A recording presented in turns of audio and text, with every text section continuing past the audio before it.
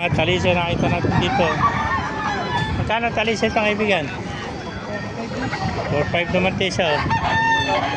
Ay, mga quality talisay, mga kakneto. 4.5 oh. 4.5. Ito may isang hene na ligaw oh. Gandang hene oh. Hene no. Magkano hene mo? Ganun din. 3,000 na hene no. Ano ba bloodline ng hene? Gandang hene oh. 3,000 na lang oh. Gandang hene oh. 2,000. Ganda. Quality hene ito. Ito po, talisay oh.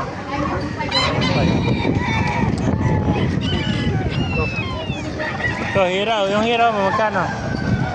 3,000 rin, ano? 3,000 na. Yung hiraw, 3,000. Mga kak nito, mga kamaster. Ayan po.